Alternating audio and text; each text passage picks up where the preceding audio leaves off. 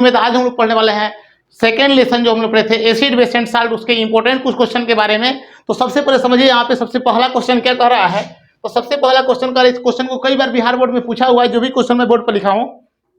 तो देखिए यहाँ पे सबसे पहला क्वेश्चन कह रहा है कि अम्ल का जलीय विलयन विद्युत का चालन करता है क्यों। क्वेश्चन है कि अम्ल का जलीय विलयन विद्युत का चालन करता है क्यों। आंसर क्या होगा, अम्ल का जलीय विलयन विद्युत का चालन करता है क्योंकि जब अम्ल को जल में डाला जाता है तो अम्ल आयनीकृत होकर आयन प्रदान करता है। सुनिए, जब अम्ल को जल में डाला जाता है तो अम्ल आयनीकृत होकर आयन प्रदान करता है। यही कारण है कि अम्ल का जलीय विलयन विद्युत का चालन करता है। याद रहेगा, सिंपल सा क्वेश्चन है कि अम्ल का जलीय विलयन विद्युत का चालन क्यों करता है। तो हम सभी जानते हैं कि जब अम्ल को जल में डाला जाता है तो अम्ल आयनीकृत होकर के और आयन प्रदान करता है। यही कारण है कि अम्ल का जलीय विलयन विद्युत का चालन करता है। देखिए सेकंड इंपॉर्टेंट क्वेश्चन है कि शुद्ध जल विद्युत का कुचालक होता है, लेकिन जो वर्षा जल होता है वह विद्युत का चालन करता है क्यों। देखिए जो शुद्ध जल होता है ना वो विद्युत का चालन नहीं करता है, लेकिन जो वर्षा जल होता है वह विद्युत का सुचालक होता है। क्या रीजन हो सकता है, समझिए।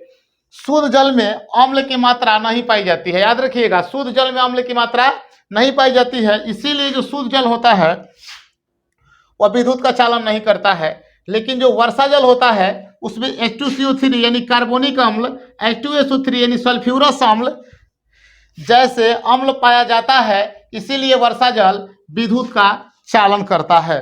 बोलिए समझ में आया क्वेश्चन। क्वेश्चन पूछता है कि शुद्ध जल विद्युत का चालन शुद्ध जल विद्युत का कुचालक होता है, लेकिन वर्षा जल जो होता है सुचालक होता है क्यों। तो आपको पता है कि शुद्ध जल जो होता है उसमें क्या पाया जाता है, अम्ल की मात्रा नहीं पाई जाती है, जिसके वजह से विद्युत का चालन नहीं करता है। लेकिन जो वर्षा जल होता है तो वर्षा जल में अम्ल पाया जाता है। और कौन कौन सा अम्ल पाया जाता है बाबू, तो अम्ल वर्षा में पाया जाता है H2CO3 carbonic acid, H2SO3 sulphuric acid जैसे अम्ल पाया जाता है। इसीलिए वर्षा जल जो होता है क्या होता है, विद्युत का चालन करता है।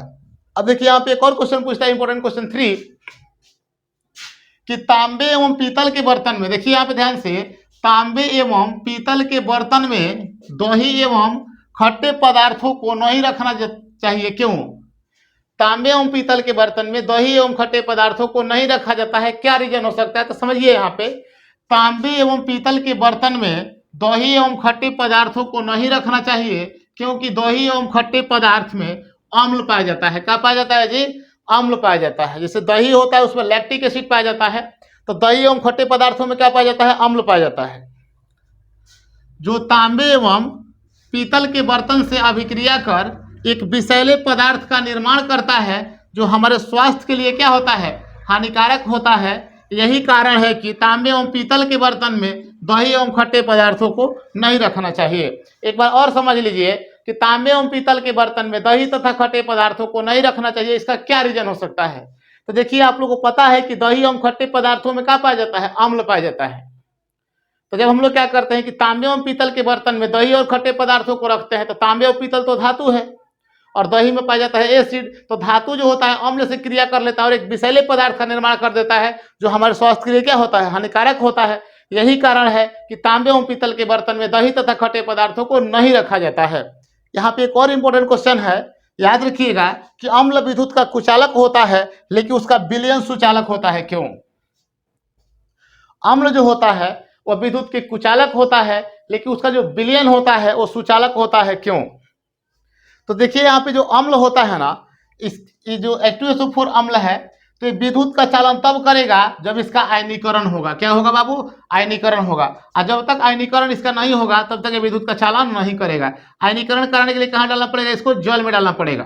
तो H2SO4 जो होता है एसिड होता है और ये विद्युत का चालन नहीं करता है, लेकिन जैसे इसको पानी में डाल देते हैं ना तो ये टूट जाता है दो भागों में, H+1 और SO4 क्या -2 में। तो जहाँ पे इसका आयनीकरण हो जाएगा तब तो करेगा विद्युत का चालन। तो याद रखिएगा, एसिड जो होता है जब तक उसका आयनीकरण नहीं होता है तब तक वो विद्युत का चालन नहीं करता है।